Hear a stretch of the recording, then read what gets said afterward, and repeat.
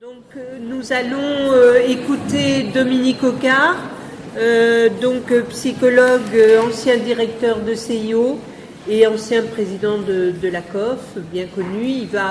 Il s'est en tout cas interrogé sur de l'orienteur au psychologue de l'éducation nationale. Donc c'est la partie effectivement enjeux et perspectives qui va nous développer là.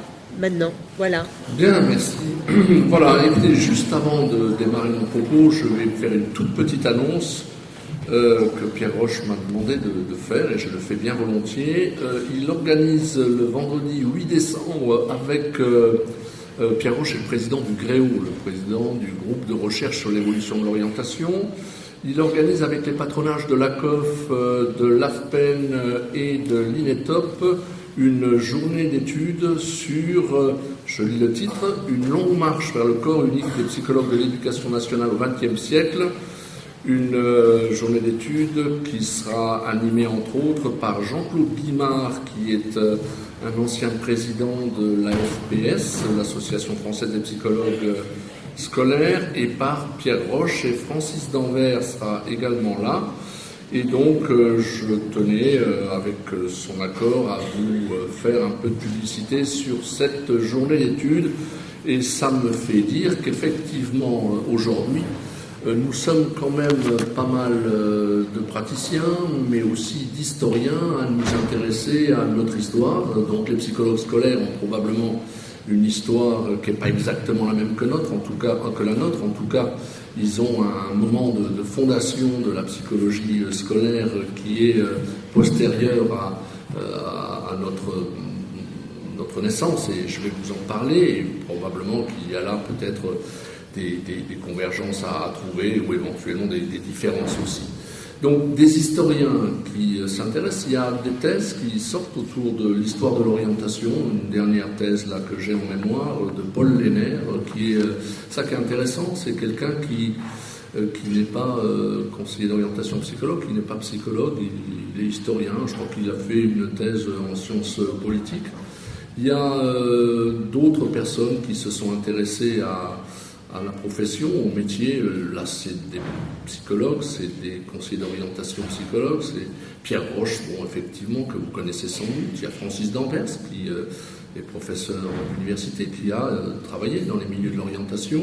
Il y a Claude Perlin, il y a Michel Huttot aussi, qui a fait quelques petites recherches historiques, et puis d'autres que j'oublie sans doute, mais tout ça pour dire qu'une profession qui est visitée, une profession qui est analysée du point de vue de l'histoire, c'est une profession qui, d'une certaine façon, a une certaine vitalité, et je pense que c'est intéressant aujourd'hui de faire ce retour en arrière, et je crois que la démarche que j'appelle socio-historique, elle a peut-être cette pertinence de retrouver un peu d'identité, de retrouver un peu de cohérence à des moments où effectivement les choses peuvent paraître sinon complexes, en tout cas un petit peu éclatées d'une certaine façon. Et donc l'histoire, ça raccorde, ça relie et ça refait peut-être de l'identité.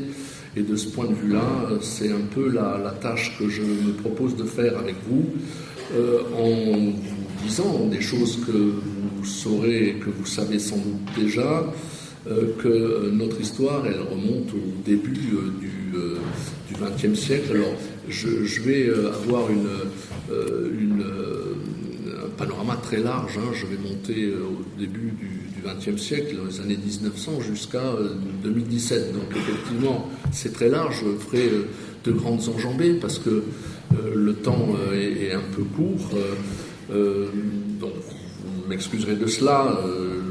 Le problème, c'est qu'on ait quelques repères, et ce qui est important, c'est que vous saisissiez bien le fil rouge qui est celui qui va courir derrière mon propos. Je l'énonce de la manière suivante. La création du corps de psychologue est directement liée à l'émergence dans le champ éducatif au sein de l'éducation nationale. C'est directement lié à des thématiques qui ont habituellement cours dans le domaine de la santé.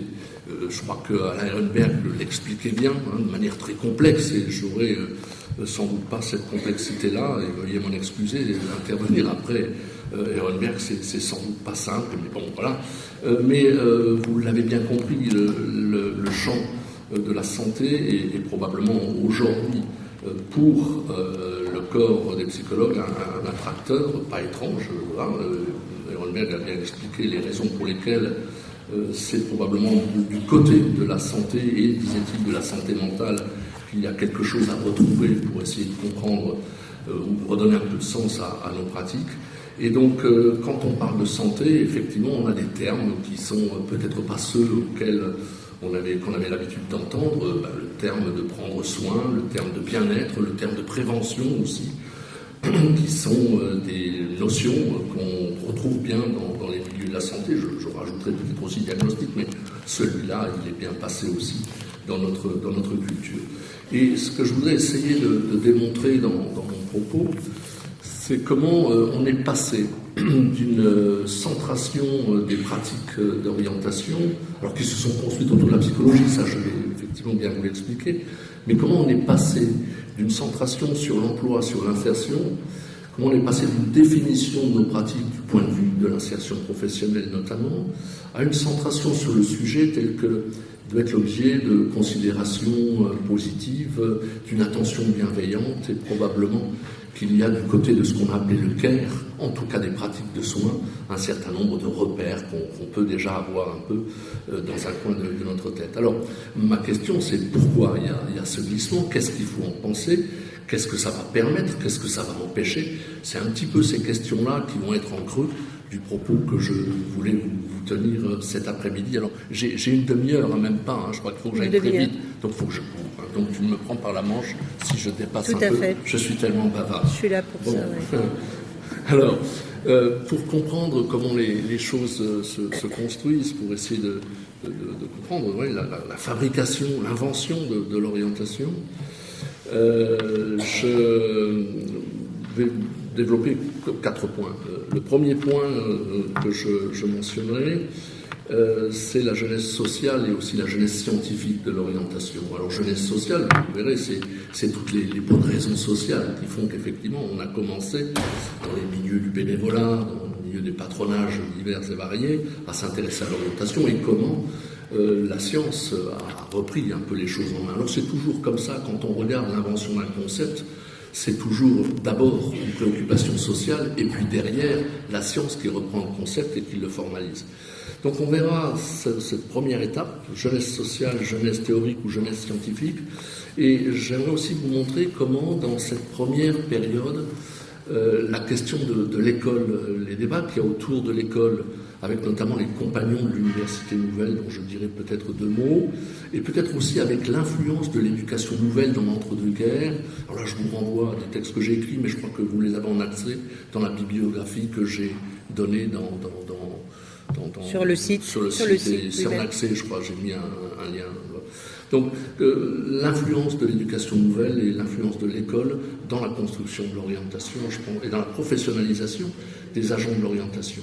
Alors, je m'attarderai un peu à la fin de cette période de fondation, sur une période qui, de mon point de vue, a été un peu le champ du cygne d'une période tout à fait intéressante, d'une période éducative, on va dire vite, une période qui suit l'immédiate après-guerre, avec notamment le plan Langevin-Vallon, et j'en parlerai d'autant mieux que j'étais la semaine dernière à un colloque sur Vallon, et j'ai beaucoup apprécié la façon dont, effectivement, à ce moment-là, il y a une véritable pensée sur l'utilisation possible de la psychologie qu'on a peut-être un petit peu perdu de vue et qu'on pourrait peut-être réactualiser à l'occasion de la création du corps. Donc effectivement, je dirais 2 mots, sans en être spécialiste, sur le plan Langevin-Vallon et sur ce qu'il a permis.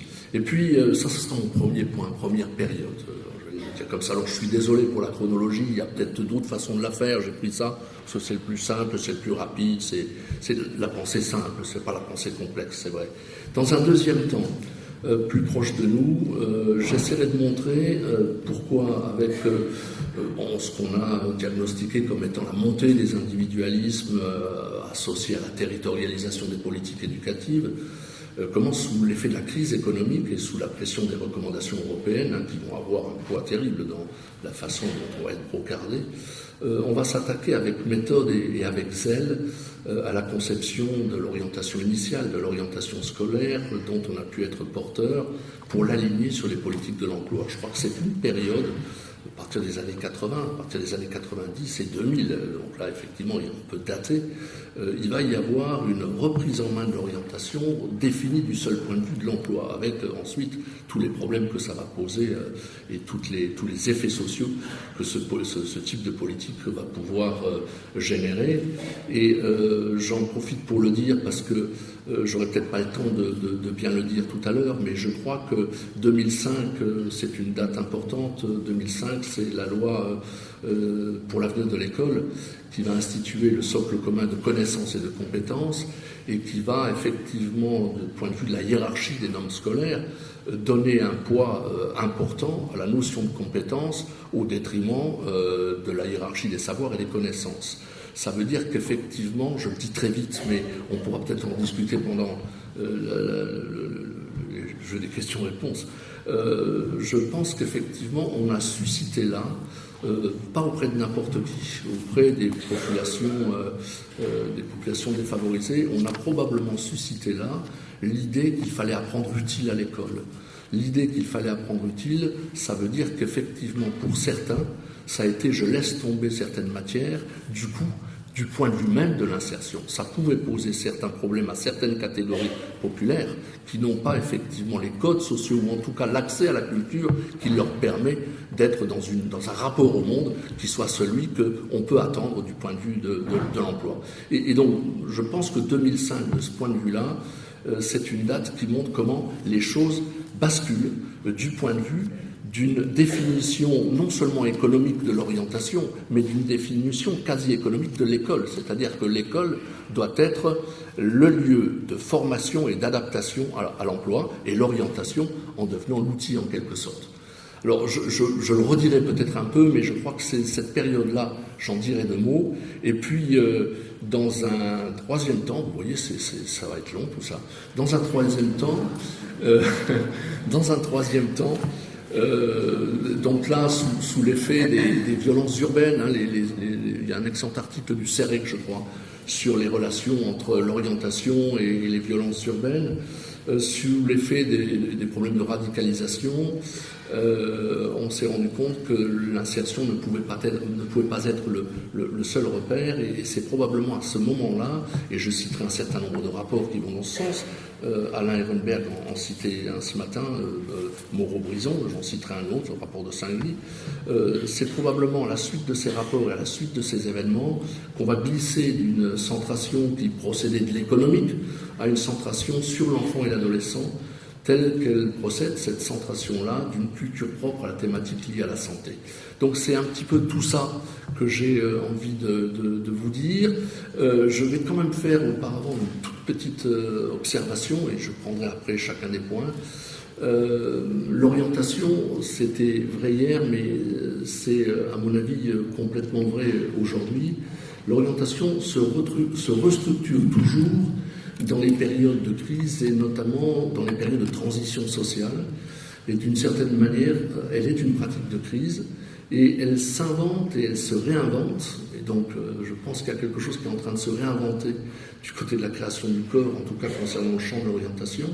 Elle se réinvente dans les moments chauds de l'histoire des sociétés, et particulièrement au moment où les mécanismes d'intégration sont fragilisés ou que l'insertion professionnelle se recompose sous l'effet des changements socio-économiques et des nouvelles formes de travail.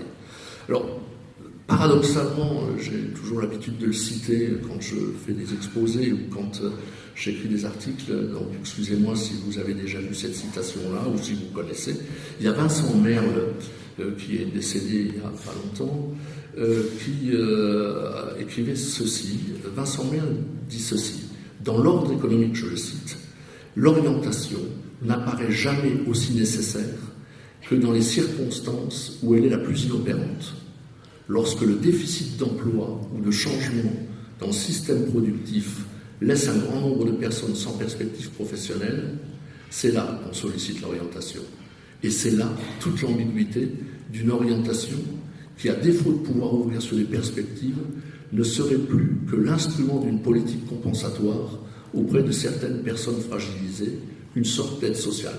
Je laisse ça à votre réflexion, mais c'est important de resituer ça par rapport à une réflexion autorisée, qui est celle de Vincent Merle, qui était professeur au CNAM, mais qui était aussi spécialiste de la formation professionnelle et qui a aussi œuvré dans les milieux de l'ancienne ANPE. Cela étant dit, je vais commencer par la première période. Alors, les sources de l'orientation. Alors, c'est vrai que j'ai pas mal de citations à faire, mais je vais les faire. Le temps est compté, quand même.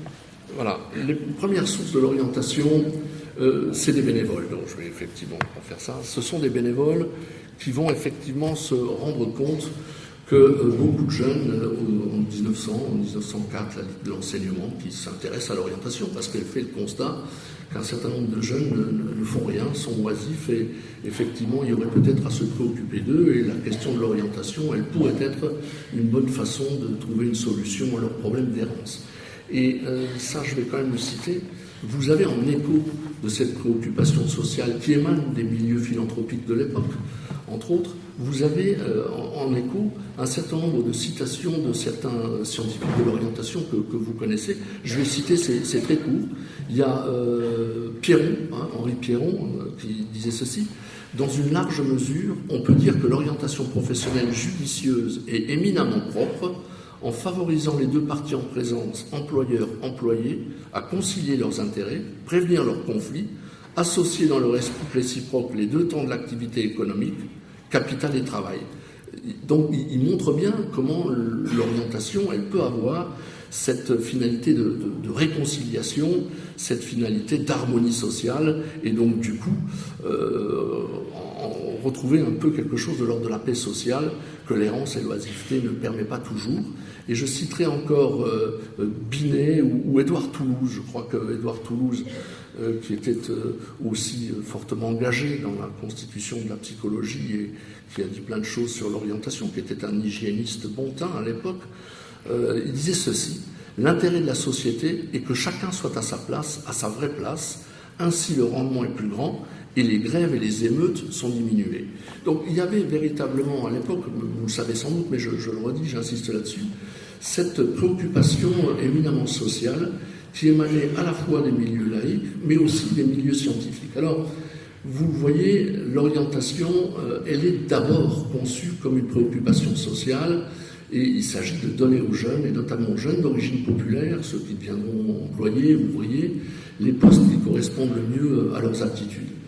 Je vais commencer par les scientifiques de l'orientation, et ensuite je dirai un peu quels ont été les bénévoles, et on les appellera orienteurs, conseillers des métiers, conseillers des vocations.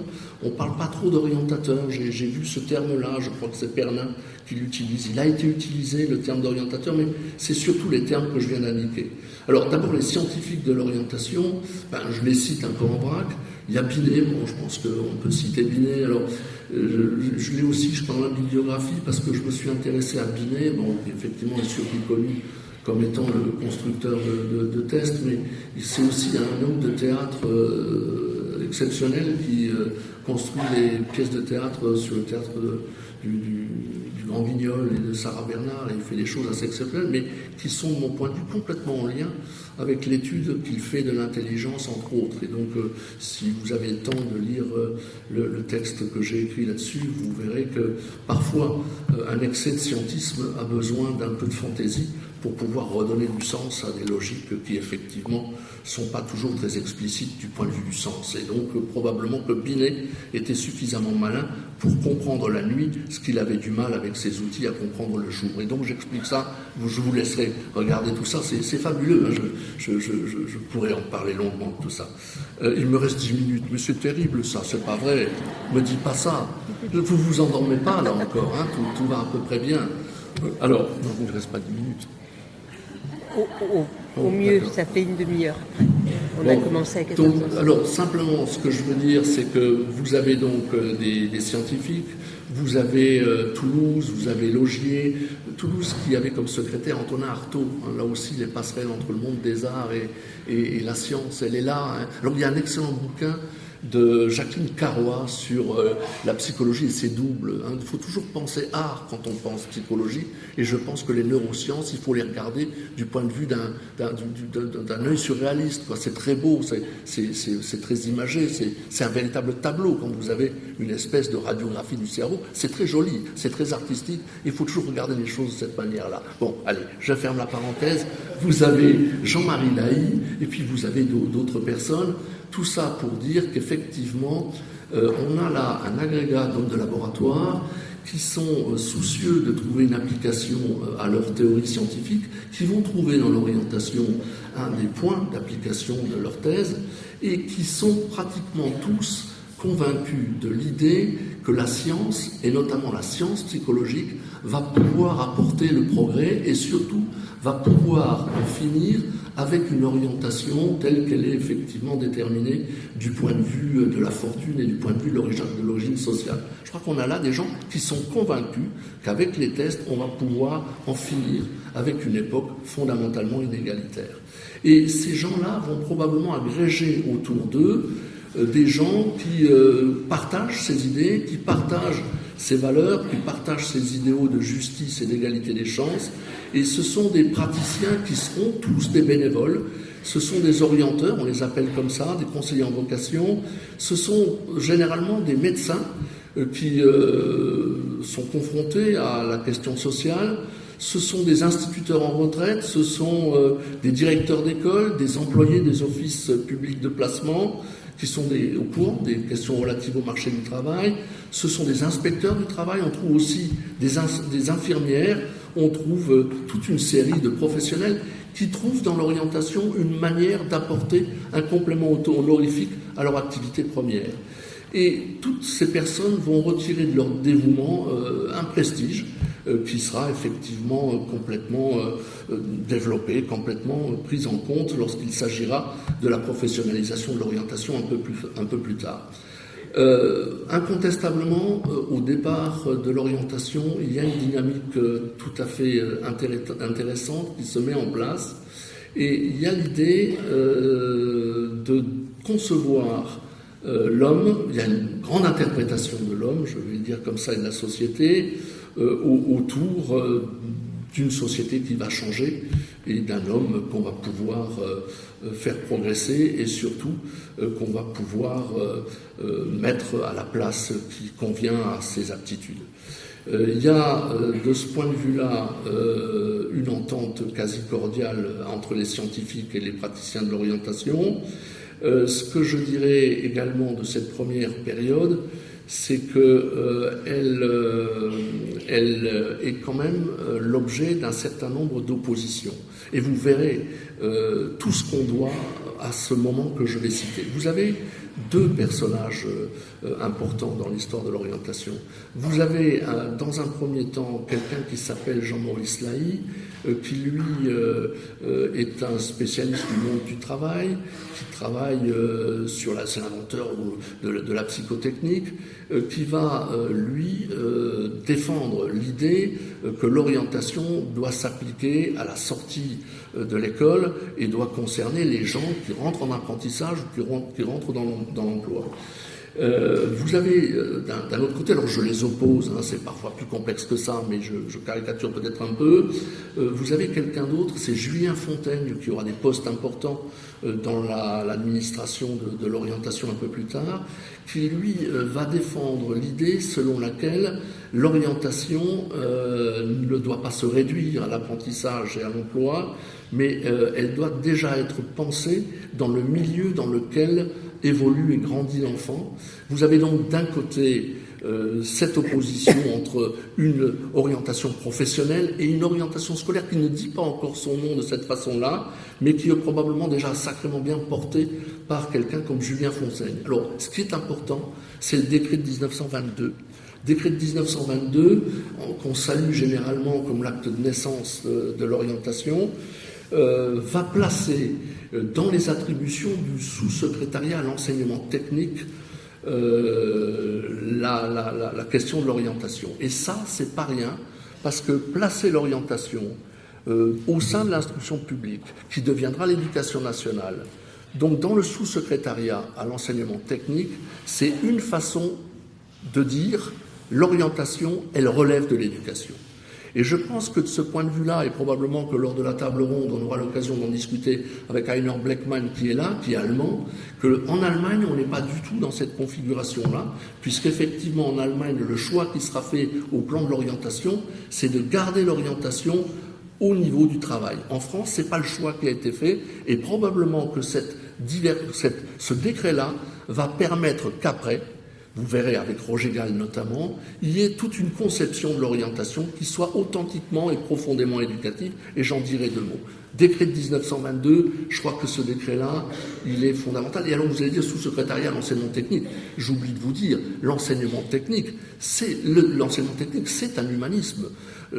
Il s'est dégradé après. On sait comment les choses se sont passées. On sait que l'enseignement technique en France, il est probablement l'endroit où on a essayé d'évacuer les gens qu'on ne pouvait pas garder dans l'enseignement général. Mais dans l'entre-deux-guerres, sous l'influence de Fontaigne, sous l'influence de ce qu'il a théorisé comme étant le manualisme, il y a l'idée qu'effectivement, la technique, la main, c'est ce qui fait la tête d'une certaine façon. Et il y a à valoriser l'enseignement professionnel autour de ce fameux trépied qui est la fabrication de l'homme, du citoyen et du producteur. Je crois qu'on est bien dans cette forme-là, et l'enseignement technique, à l'époque, a une valeur qu'il n'a pas aujourd'hui. Donc, décret de 1922. Alors, je ne parle pas du rôle des compagnons de l'Université Nouvelle, mais qui vont pousser effectivement à ce que l'orientation trouve sa place dans l'école, à ce qu'il y ait la création d'une école unique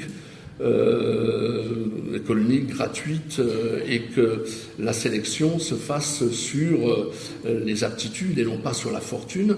C'est ce qu'on appelait la juste sélection.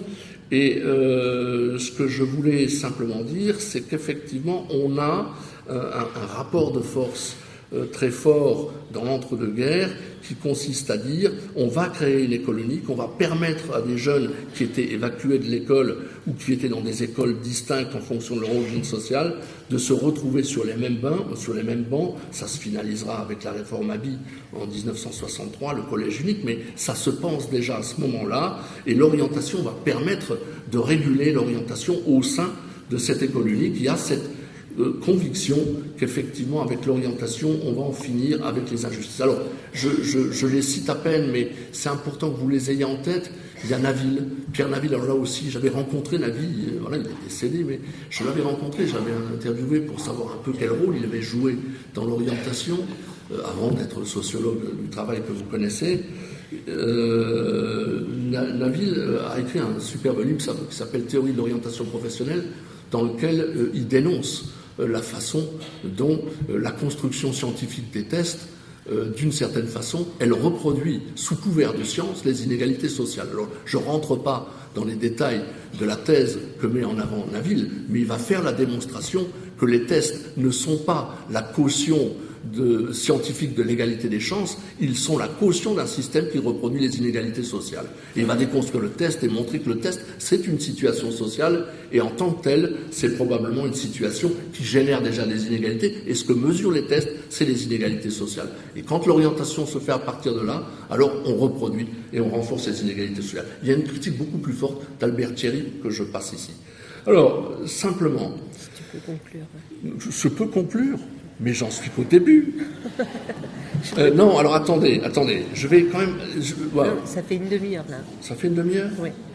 C'est terrible. Alors, si je dois conclure, je ne vais pas conclure, mais je vais quand même dire 2-3 choses qui me paraissent importantes. Juste le plan Langevin-Vallon, c'est important que vous l'ayez en tête.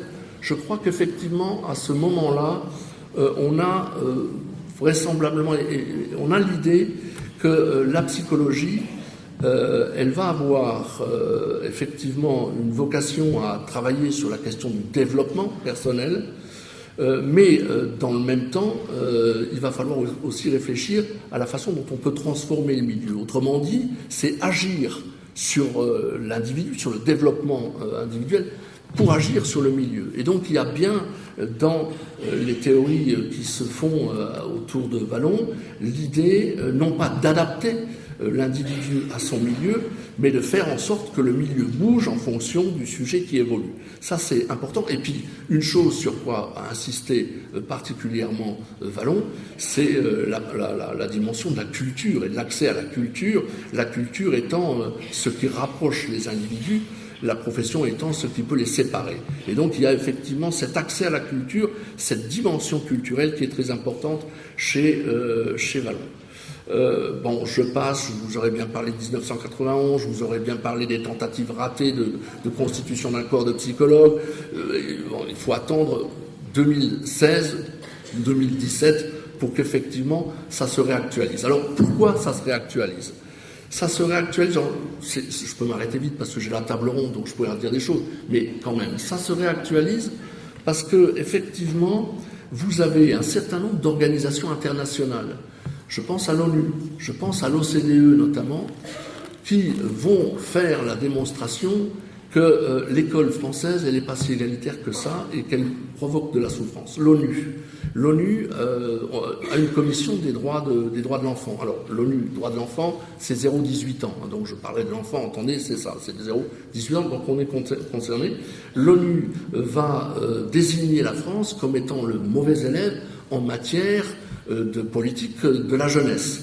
Donc on va avoir comme ça un certain nombre de retours très officiels sur les insuffisances des politiques publiques françaises en matière d'enfance et d'adolescence.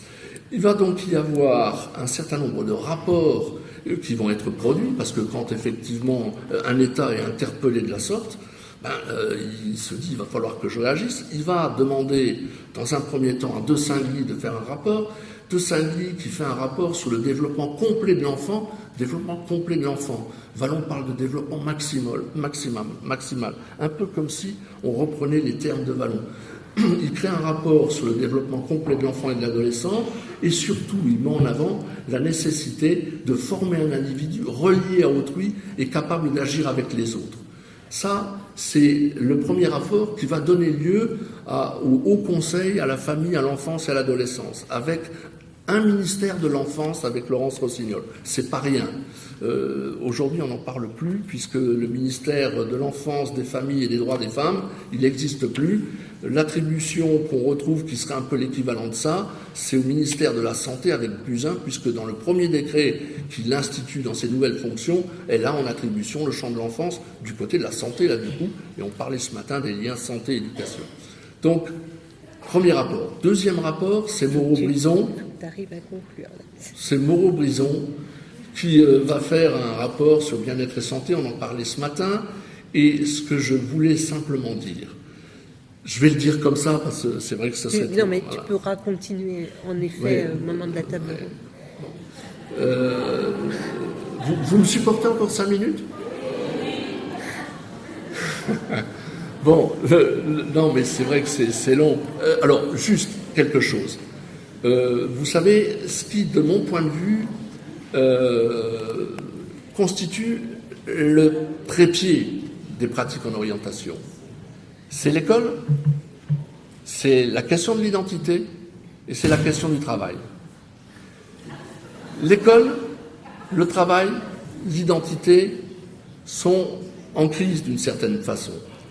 Et ce que je voudrais vous dire, c'est que d'une certaine façon, c'est une chance. C'est une chance parce que ça nous oblige à réfléchir aux finalités de nos pratiques. Et effectivement, on est là face à des choix dans les façons de faire et d'utiliser un certain nombre de démarches. Qu'est-ce qu'on fabrique quand on utilise un certain nombre de tests? Est-ce qu'on adapte les jeunes ou on les prépare à la flexibilité tout en faisant ce qu'il faut pour calmer le jobard, comme dirait Goffman? Ou est-ce que, dans la perspective de Vallon, on se dit qu'il pourrait être utile de travailler avec la personne sur la façon dont il pourrait réfléchir, lui, à des alternatives aux modèles socio-économiques dans lesquels on lui a demandé de s'impliquer. Alors, vous allez me dire, c'est complètement abstrait. Je reprendrai probablement ça dans la table ronde, mais je pense que c'est pas inintéressant de se demander comment, au sein même de nos pratiques, comment, en tant que psychologue, on peut penser à des outils, à des pratiques qui ne visent pas seulement l'adaptation, la flexibilité, mais qui visent peut-être à former une conscience auprès d'un sujet politique qui peut contribuer à une transformation du monde, parce qu'aujourd'hui, et vous le savez, on est dans un monde dont beaucoup disent qu'effectivement, il ne pourra plus continuer sur le modèle sur lequel il fonctionne. Pollution, inégalité accentuée. Donc effectivement, je crois que c'est important de se poser cette question-là. Alors vous allez me dire, vous êtes sacrément pessimiste, ou vous êtes sacrément négatif. Alors, je la cite, cette citation-là, parce que je la trouve très belle, elle est celle de Gramsci. Gramsci disait quelque chose comme ça, je ne sais pas où c'est, mais je vais vous le citer de mémoire. Il disait, ce qui est important, c'est le pessimisme qui permet la lucidité, en sachant qu'à partir de là, on a obligation d'être volontaire et d'être optimiste pour transformer le monde. Et c'est ce lien entre pessimisme, lucidité et volonté de transformer le monde qui effectivement pourrait être quelque chose qui nous permettrait de bouger. J'aurais plein d'autres choses à vous dire, mais bon, je m'arrête, c'est terrible. Voilà, c'est terrible. Alors là, c'était tout.